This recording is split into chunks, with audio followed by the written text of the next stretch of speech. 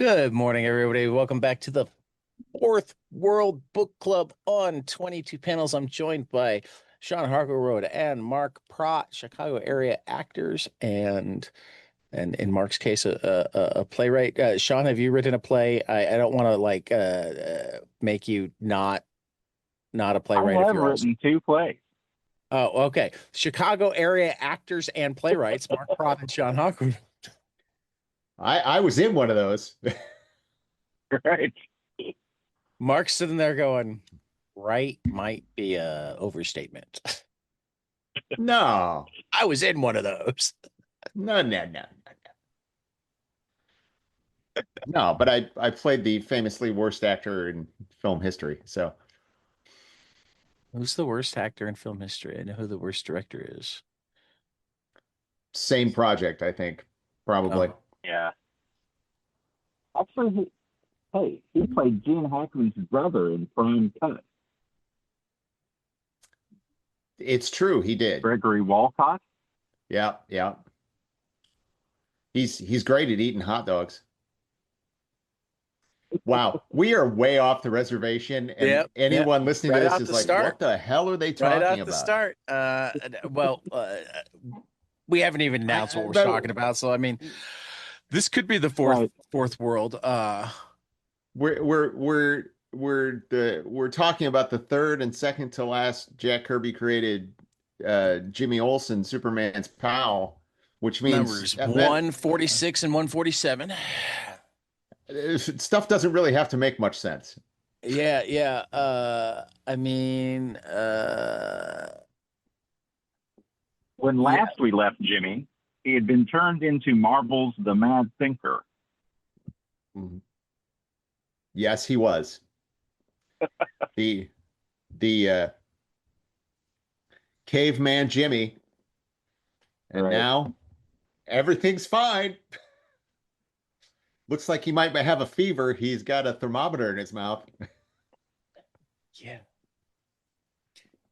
Yeah. That's some serious Oh well, hand that's waving. That's 147, right? That's 147. 146. Was he Homo became disaster. the Right. he, Yes. and then the one mad scientist pissed off the other mad scientist by saying that they looked similar. Yes. And then we have Angry Charlie comes out of nowhere. Yeah, yeah, yeah. But Superman does go to Super meet Allfather. Supertown. Yeah, goes to Supertown Oh and yeah. feels really insecure about himself. right. Average. He feels like he's average man. That's right. I Um, do love I do Double love X when he levitates Terry Dean for some reason. I don't know. We do have a classic Marvel Comics two characters meet and through full on misunderstanding have a big fight that goes on for like 5 pages. Um I don't know. I mean, like, look, and then are fine with no grudges. yeah, that's right. Hey, yeah, I know you punched me in the face. It's okay. Sent me through a wall, but it's standing. How we're Yeah. cool. All I right. mean, there's some cool art in here, but Yeah. these issues that they didn't do a whole lot for me. I mean, they're just not like it's clear to me. It's clear that Jack knows he's almost done, Yeah. right? And so he's just sort of throwing out crap. I mean, and it kind of he brings it back a little bit to the new gods in the fourth world, uh, to tie it back in. But I don't know. It feels, It, and I don't know if it was in 145 or 146. I can't find it right now, but I think Scrapper makes a comment that like this is like something out of the golden Yeah. age of comics, Right. and Yeah. it really does feel like golden age comic. Yeah. Where there's not a lot of characterization, just this happens, this happens, this happens. Yeah. Um, Well, and it's also like I think it's bizarre, like when they're trying to escape, when the Scrapper and the Scrapper double are trying to escape, and they go through that like menagerie, yeah, and we see all these alien creatures, and you're like, oh, those are all really cool, and then the thing that actually gets loose is a saber-toothed tiger, and I'm like, oh, okay. What about that thing that looked like, the blob with teeth or whatever, I'm like, isn't there yeah. something cooler you could have tried it out here? And I don't like, I don't know. I yeah, Well, they do meet uh, kind of a Doctor Doom like character. Right? 100%. Yeah. What was his name? Yeah, Uh, it's his looked a lot like, Sky Basil, Gondola. yeah, the kind of That Basil must be Rathbone looking dude. oh, Professor Victor Volcanum. Yeah. And his epic plan to destroy the world with a volcano or something like that. I mean, yeah, it just is like, I this all feels really half-baked to me. And that's all I mean, that's, and I don't think he ever really was, like, I think that this book was a means to an end for him. And I mean, like, there is stuff I like. I mean, I like that conversation between Highfather and Superman. I mean, I Definitely, think that's that probably that that's the highlight. I think. yeah. Um, I think that one thing that I did really note is now that Mike Royer is on the art, or is on the inking, I think we are getting full-on Superman, Kirby Superman faces instead of uh, Kurt Swan stuff pasted over it. So that's kind of cool. Like 147, bottom of page 10, that when Superman gets punched backwards, I mean, that's like a full-on Kirby scream face.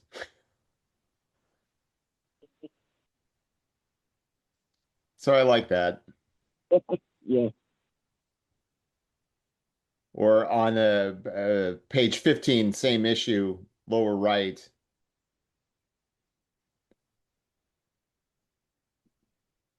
it, or I'm sorry, lower left.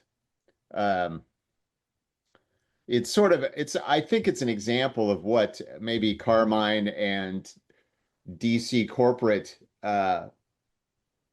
meant when they said it's a bit off model. You know, Right.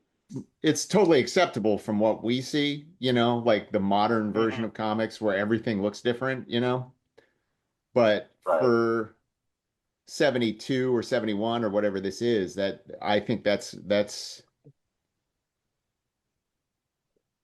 kind of strange looking, you know. Yeah. But I don't know. I don't have much to say about the Jimmy Olsen books. Whatever. It felt like a lot of random stuff. Like I said, I think Jack knew he was almost done, and I think he was just cleaning out the.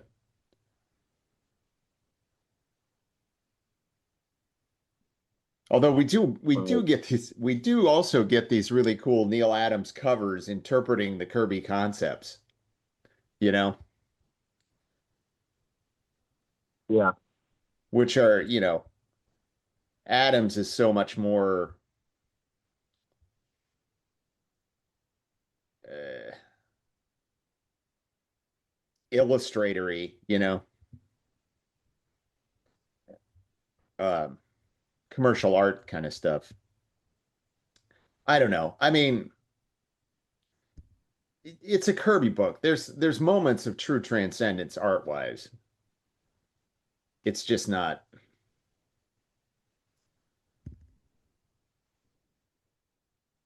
Didn't do much for me. Yeah. So should we move on to Forever People? Sure. Which I like this issue of Forever People. It felt a little janky, but at least I felt like there was a consistent concept, you know? Right. Well, the And sect.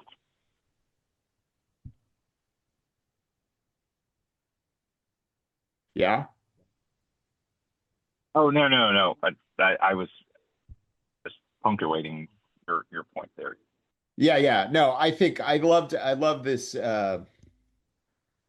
I love the bizarre culty thing and finding out that Desaad was behind all of it and and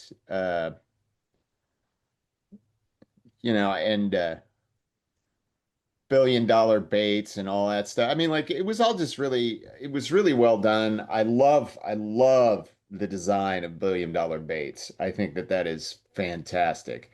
Um, I will go to bat and I will say with 99 and 44/100% surety that he was not originally Mr. Bates, but he was Master Bates.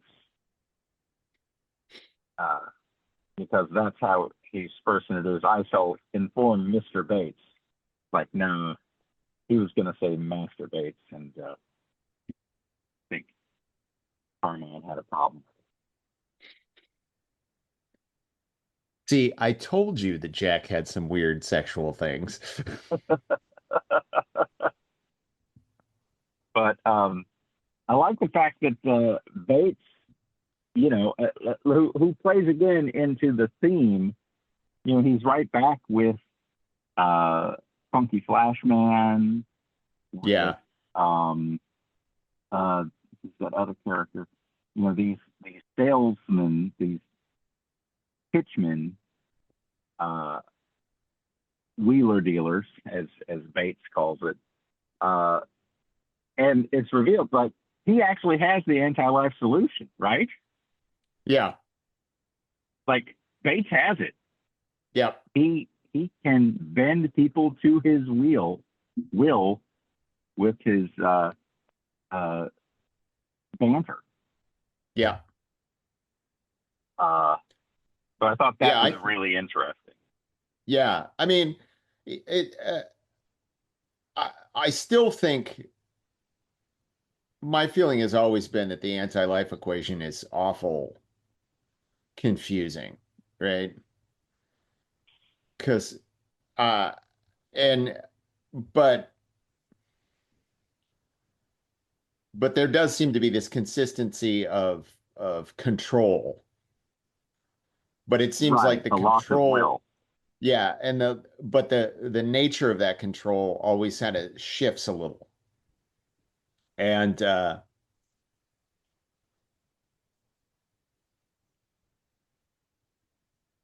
but I think I can legitimately say I think this is my favorite issue of Forever People so far. Um I I just dig it. I dig those cult members, those masks they wear. That's super Yeah. creepy and weird.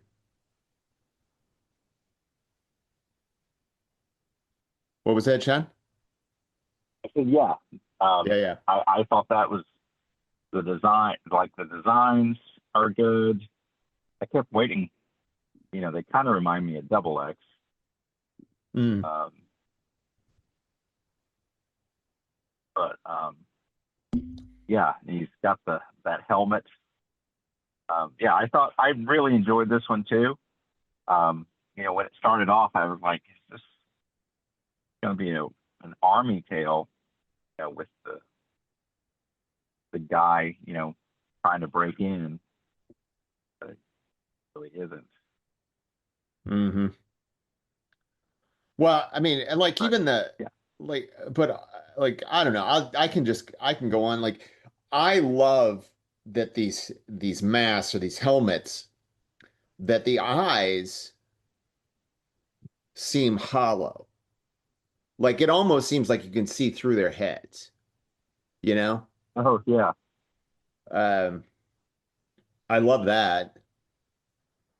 There's a like I think it visually it's sort of a metaphor for the emptiness of what they're selling, you know? And but yeah, I think that Mr. Bates or Master Bates or whatever we want to call him um is Mister, we should honor the as printed. at a point there is a point where you kind of wonder if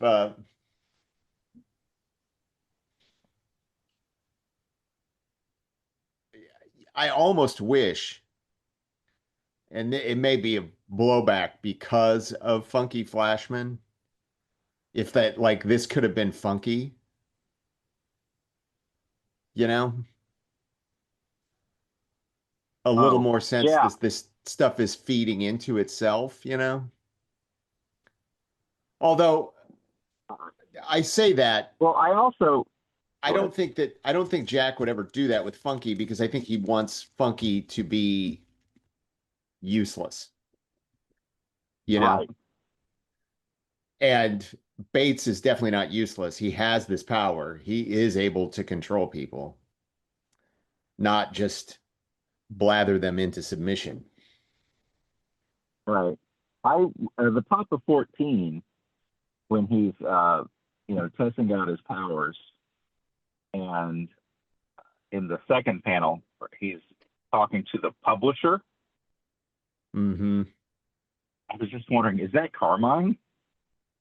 Is he fantasizing about having Carmine put a gun to his head? God, I don't know. Or maybe Goodman. Yeah. I don't know. Jack had issues with a lot of people. Uh But yeah, I just thought that was a pretty dark moment, and knowing his issues with publishers, I yeah. felt it felt doubly, uh, you know, poignant there. Yeah. But I also Kir- agree with you. Yeah, Ted? Kirby never did any Batman, did he? No. Because I'm just looking at this guy in the green suit that's only there like a couple of times, and he'd be a perfect Jim Gordon. He would. He would. He doesn't even have a speaking line, but he's in two panels, and he'd be a perfect Jim Gordon. Oh, Kate Cressida. Somebody was doing, I can't remember who it was. Oh no, I think it's Alex Ross is doing a series that I think it's Alex Ross. I may be misspeaking, I may be misremembering, but I think it was Alex Ross who was doing some sort of project that was like imagining how Kirby would have drawn the DC characters that he didn't draw. Yes, But I recall this. yeah, but at the same time, I think Kirby did that Superpowers series in the 80s. I think he drew just about everybody. Everybody you'd want him to draw. I think he did draw Batman, but not like Jim Gordon and all those characters. But I mean, like it was the toy line tie-in. So, um, but to what Sean was saying, that moment, I did pause when he had that guy put a gun to his own head. I think what Sean said 100% true. That is a dark ass moment where you're just like, Really, Jack? Really? You know, it's very pre-code, Yeah. baby. Pre-code. Well, speaking of that, I mean, Bates's end is uh, kind of shockingly violent Yeah. um, for this book. Yeah. I'm not used to seeing people just get shot up. Yep. Yeah. Well, and the bullets went a very specific distance because the guy behind him was okay. Master Bates is pretty dense. Yeah. Well, and the guy behind him is one of the forever people, so maybe he's got special powers. Right. I mean, he is bigger than Darkseid. Well, yeah, well, Big Bear, we've seen him be shot at and everything else, and he just sort of, why, in a matter of, in a real sense, that actually does make you go like, did you really have to grab that guy and put him between you and the bullets? We've seen Right. bullets bounce off of you. Right. Um, there's some real vindictiveness in this book. I honestly I was just thinking about that with the Russian roulette bit. Uh, you'd kill yourself quick as a whistle if there were bullets in that gun. And I wonder if that wasn't an editorial change that you have to say there were no bullets in the gun, Right. you know? Yeah. I do love again, we talked earlier about the Kirby reaction faces. The face on the guy who shot Bates. That's a classic Kirby reaction shot. Oh yeah, yeah. Oh, like as In fact, this whole page 22 uh, looks like it could come straight out of How to Draw Comics the Marvel way. yeah, yeah. Look 100%. at all the poses. Yeah. Yeah. Well, I mean, John had just sent him a copy of the book. maybe that's why he was so angry about the publisher. Um, you know, like I've been kind of down on this book, and I still don't think that he ever really knew what he wanted to do with it, compared to the other two. I think Yeah. the thrust of New Gods is very clear, and I think the thrust of Mr. Miracle is very clear too. I feel like Forever People just meanders around. I mean, like this whole I've said it before. Where the hell is the Infinity Man? Like that was the whole hook of the book. And we haven't Yeah. seen him in what? What's this issue 8, I think? Uh it's been at least 6 issues since we've seen the Infinity Man, I think. Yeah. Um I think But that said, I do think that he was putting more effort into this book than he was in Jimmy Olsen, Yeah. you know? Can we look at page Yeah. 24 though? Because like this, I'm used to Darkseid from the Great Darkness Saga, You're or talking about the nose tweak, aren't you? I'm not even talking about the nose tweak. It's the Well, the two panels before it bother me even more. He looks like just this little insecure, power hungry man shouting at people bigger and cooler than him. And then you have a nose I think you tweak. just said it. Well, I think I mean, uh, that may be Jack's final statement. Yeah. I mean, honestly, I think that I've always felt like I've always felt that the dark side in Forever People was a little different, right? And I think it's because I'm gonna get deep here. I think it's because, Forever People was Jack's way of talking to the kids, right? And that I think that he wanted to show them that these people who are in charge, you know, are Really good point. are not as invulnerable as you think they are.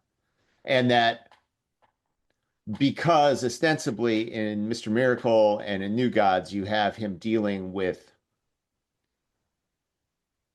people that he implicitly sees as equals, you know?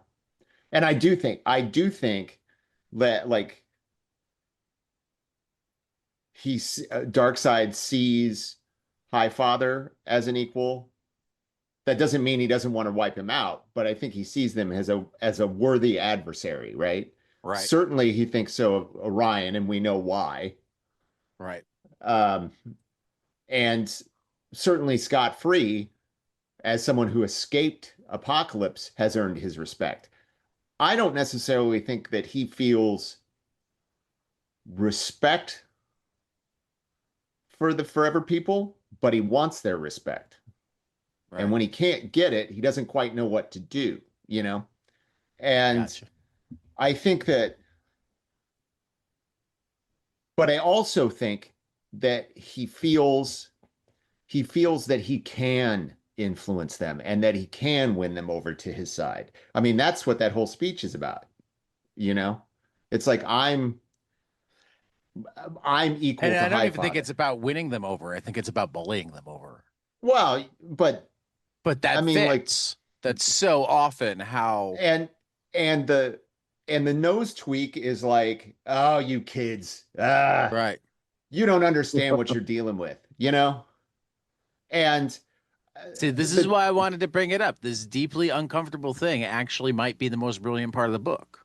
yeah, I mean, like, I just think, and I think that what makes Well, also, Darkseid. I mean, go ahead. No, I talk too much. No, you said what makes Darkseid. I think what makes Darkseid interesting is that there are these levels to who he is. That it's kind of like, I think Doctor Doom is a better character, period, full stop. But it's some of the same ideas, right? That he is a tyrant, but he also has no need for, he's not going to be cruel if he doesn't have to. He's not going to, because we've talked about his relationship with Desaad and how Desaad always wants to be cruel. And that Darkseid is like, Yeah. I have no need to do that, and that there is a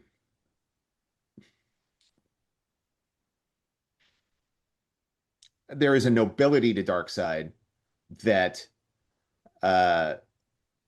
even if you stand against it, you can still respect it, right? The other thing that's happened here, and this just came to me as I was blathering,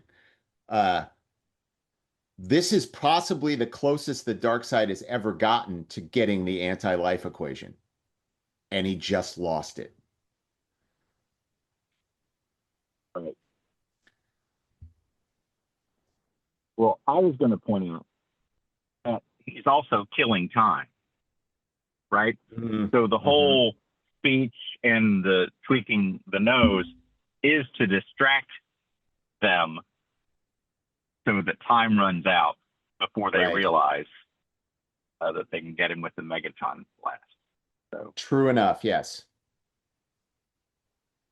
I feel like, and I've never really thought of this before, and maybe it's a little hack, but I think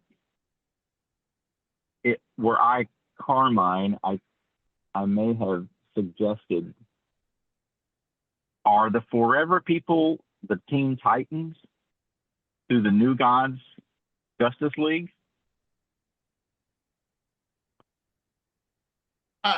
I think that was probably kind of the idea, but Yeah. I think that like, and here's part of my problem with New Gods is that we've never really like New Gods could just as easily have been called Orion, the Irish dude. Oh, right. I mean, and like that it's like this is definitely supposed to be the next generation. And when we see, you know, when they have those backup stories about the young gods of New Genesis, right? They're Yeah. oftentimes we see the forever one of the forever people in those stories. So I think that yeah, I think that that is what they're supposed to be conceptually. It's not a one to one, you know.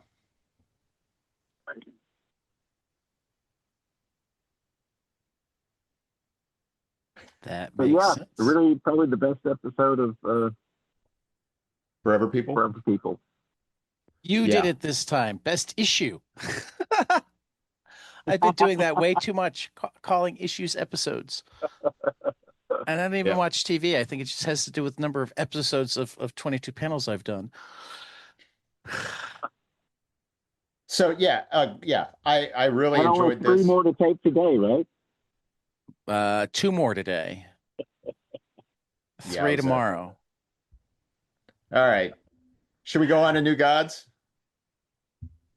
Yeah. Yeah. The And Death Wish of Terrible Turpin. my God, I fucking love this book.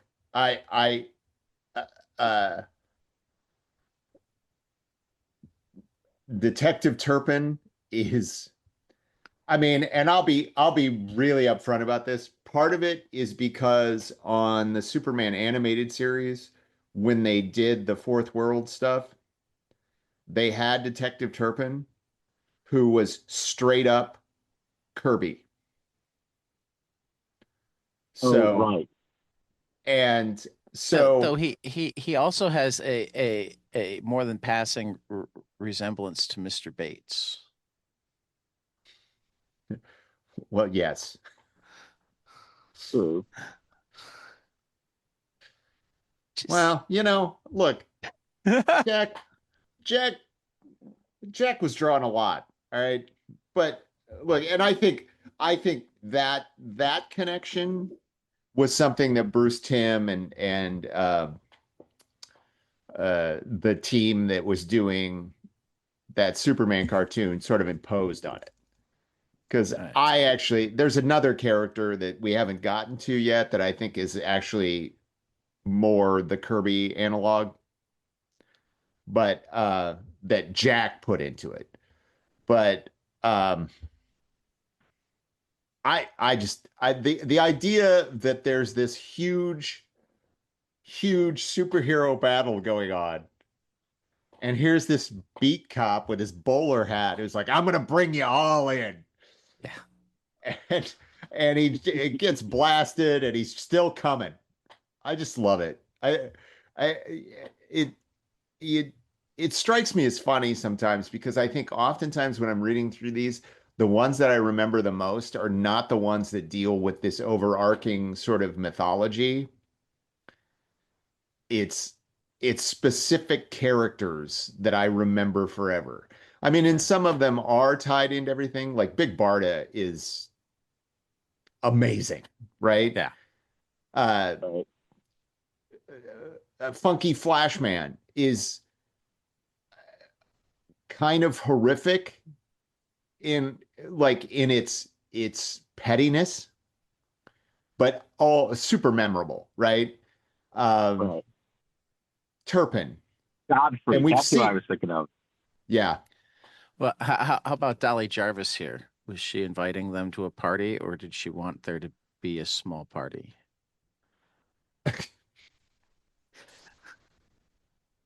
Well, I mean, look, when I pointed out that Granny Goodness, another character that's like, wow. Um, when I pointed out that Granny Goodness's power wand looked an awful lot like a personal massager, Sean seemed to get upset. So I'm not gonna comment on that. Thanks. Okay. Well, I mean, I Dolly Jarvis, I don't think is revered of a character as Granny Goodness, though. yeah, no, I Well, think Dolly is Do we see her again after this book? yeah, Oh, we do. I do. I didn't know that. Sorry. I thought she was another one of the throwaways. Hey, we'll give him credit for like fleshing out so many of the background yeah. characters. Even if it's just to make you question their sexual activities. Well, I mean, this whole thing starts out with them seeing the people up on the roof. Oh yeah. Canoodling. Yeah. Isn't that the Yeah. nomenclature for, Of the time. well, the genteel way of putting it? In the parlance of the time. Oh, Harold.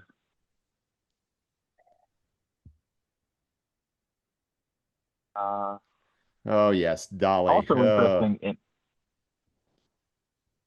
Go ahead. also interesting in this one is when Orion's helmet gets taken off Yeah. Well, yeah. by Calabac. Well, yeah, it's sort of like, I think sometimes on this reread, I get my brain gets a little muddled because I know what happens. I mean, we know at this point Orion's parentage, correct? Right. Yeah. We know. But clearly Calabac does not. Yeah. Yet Calabac's attitude towards Orion smacks of being pissed off that he is the favored brother. And it is kind of interesting. Like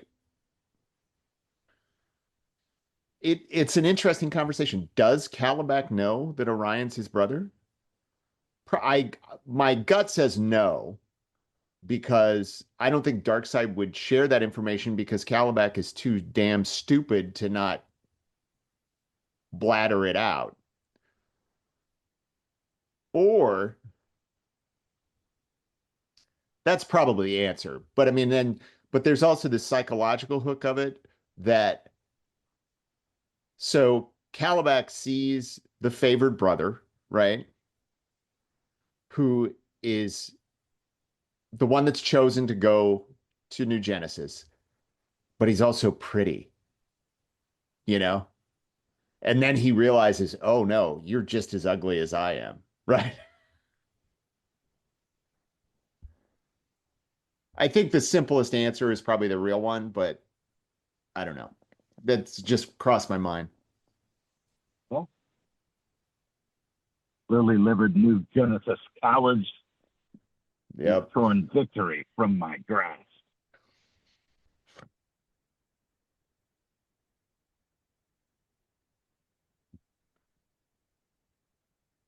But he and Light Ray have a nice moment. Yeah. They do. Light Ray has When a really good, particularly when we think of Jack's war experiences. I felt this statement. I saw scars, both new and old, taken in the cause of New Genesis. Now, You know, here's my question. For the people more steeped in the lore. Is it just that he doesn't have a pretty face that he's worried about, or does he think that he's going to be identified as the son of Darkseid because of his face? I think it's more the latter. Okay. I think it's kind of weird to me to refer to his features as scars. Although I guess they probably, I mean, like philosophically, they probably are, Right. the mark. These are the, you know, and it's the mother box that makes him look like somebody from New Genesis. Right. But like in that sense, Light Ray is saying, "Hey, your secret's safe with me, and as far as I'm concerned, you're on our side." Well, I mean, I don't like. I think it's almost more than that. I mean, like, I don't think that anyone but Orion ever questions whether he is on the side of New Genesis or not. Gotcha. I mean, I think that the conflict within Orion, again, I'm trying to remember because I've read this like three too many times now. I don't think at this point Orion knows that he's Darkseid's son yet. That's what I was going to ask. I didn't think he did. I Okay. don't think he does. So in his mind, Okay. um, like the two children both seem to be in the dark while everybody else knows, right? So you have this person, right? You have Orion, who, as far as he knows, is born of New Genesis, yet he looks like this. Okay. And what does that say about me and what is wrong with me, right? And that also that he is uh far more violent and brutish than anyone on, you know, he is the greatest warrior of New Genesis because he is actually from Apocalypse, right? Right. It's the cruelty that, you know, it's the nature nurture thing, right? That his nature is that of something that is a warrior and is born to battle, right? In a way that other people on New Genesis are not. And I think that this is the key psychological conflict in Orion, is that he knows these things about himself and he does not understand why. And I think that is why he uses the mother box to disguise himself, to disguise his actual appearance, because I don't think anybody on New Genesis would care, right? If New Genesis is this beacon of understanding and belief and perfection, I don't think new the denizens of Supertown would be like, "Oh my God, you're ugly," you know. Maybe some of the kids, but that's because they're kids. Um, like I think that this whole thing, like what Light Ray is telling him, is that is basically what anyone in on New Genesis would tell him, and it's something that Orion can't straighten in his head. That makes sense. I don't know. But What do you think? Sean, I What do you, think, has 10 minutes. Right. Yikes! Which you guys can continue without me. But but we should definitely touch on Mr. Miracle before he goes. That's true. yeah. I mean, I don't like, just to wrap. Do you do you have any response to what I just said, Sean? No, I mean, I think, again, I have not read these before. So Oh, I think, Orion's, it's possible maybe he knows, but we don't know he knows yet, right? right. Uh, but he's obviously shamed. And so that's what hit me about that is, too many times in popular culture, scars and deformities,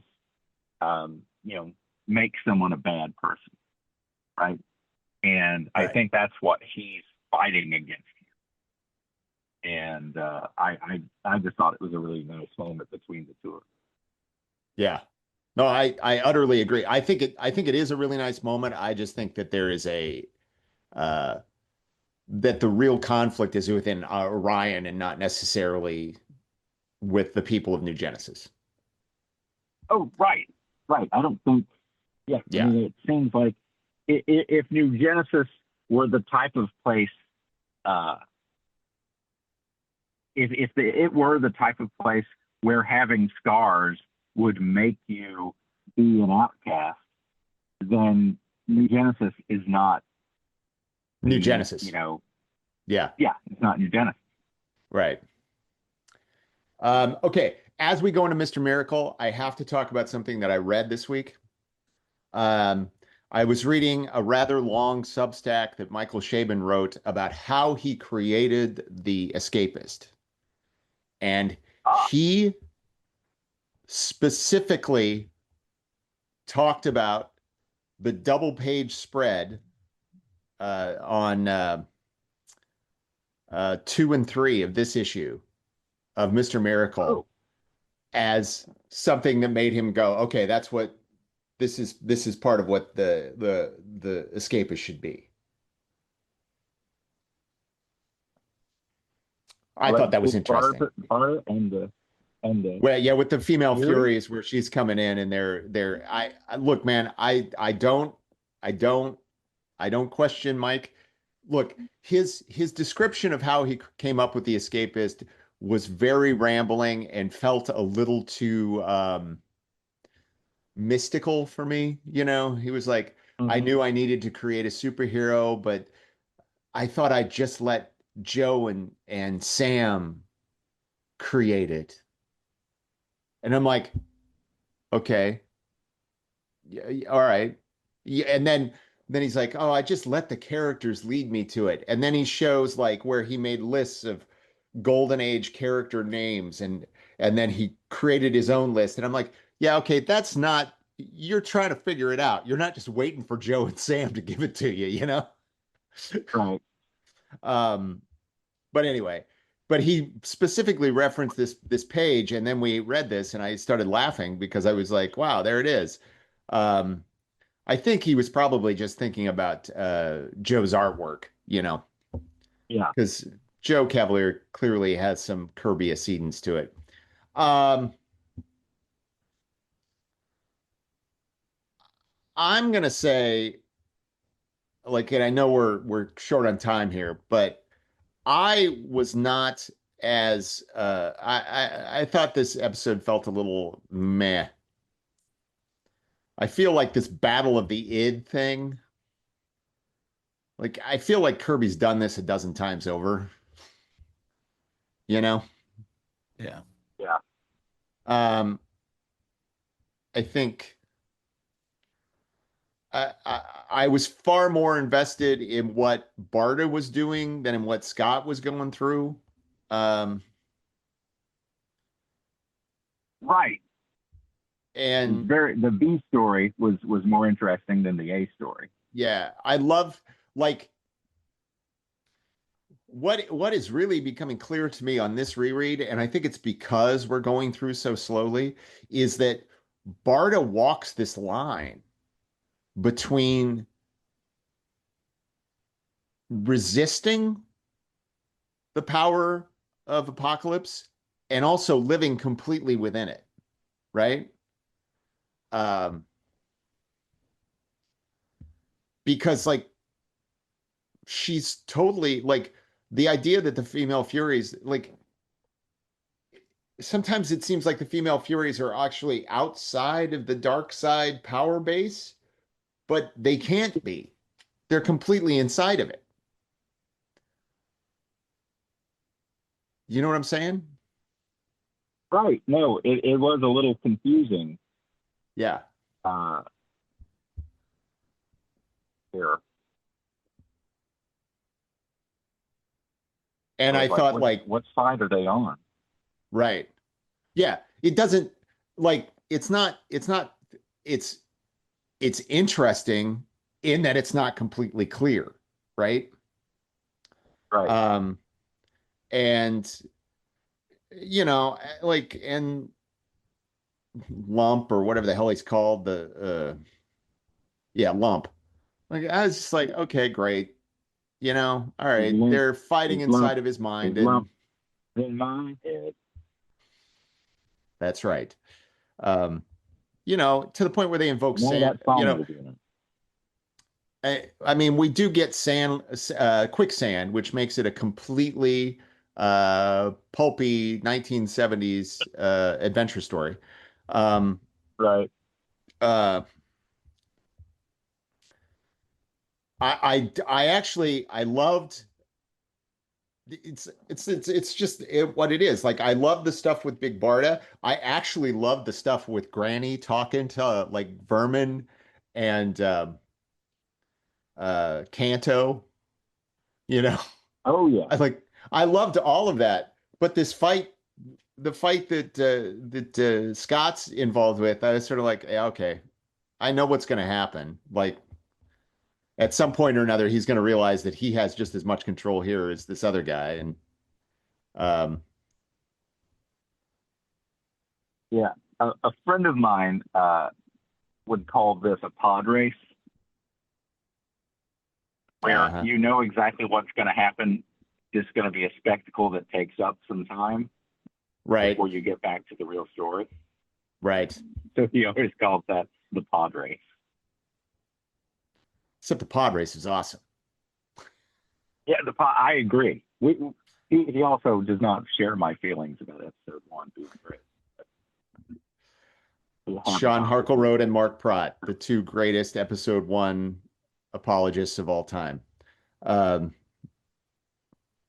Friend of mine's kid, when he went to college, uh, they came over to my house. The family did, and he had some friends with him. And he introduced me. He's like, "This is the only guy I've ever met who defends Jar Jar Binks." So I was like, well, that's how the new generation looks at me. So, hey but man. well, I need to let you guys go Okay. with this, but you guys I mean, continue. I enjoyed, you know, so I've read the Mr. Miracle before. I haven't read the other New Gods, other Fourth World material before. So, right. Yeah, I'm enjoying it and looking forward to the next month. And I love the cover. What's our next book? The cover of Forever People #9 just looks amazing. I assume. Yeah. I don't know if that's Adams or if that's Kirby. I think it's Kirby. It might be Adams inking Kirby. I don't know.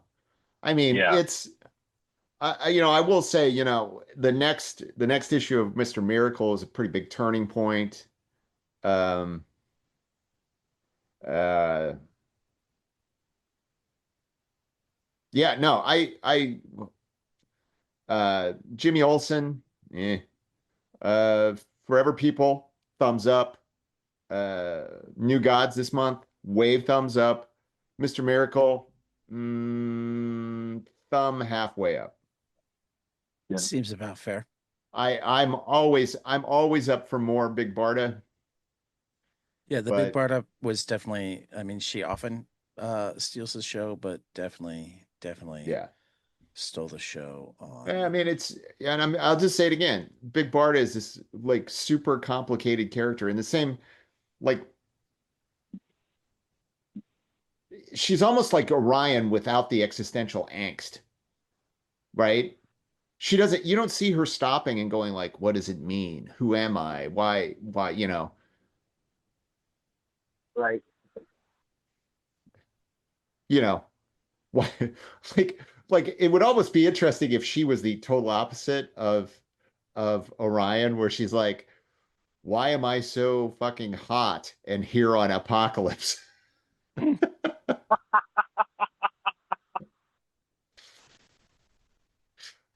And I know it's a drawing. Sorry, she's hot. Um, Yeah. we also, well, I mean, like a lot, and those female Furies, they kind of like Guillotina is clearly supposed to be the sex pot, but anyway, but yeah, I don't really have much more to add. I'm looking forward Great to name pushing. too. Oh yeah, uh, Lashina, Guillotina, uh, what is it? Crazy? Nah, I don't remember now. But anyway, yeah, next month we'll do this again. It'll be awesome. Absolutely. Great. For Thanks, guys. Mark and Sean, this has been the Fourth World Book Club on 22 Panels, and we will see you after the next page.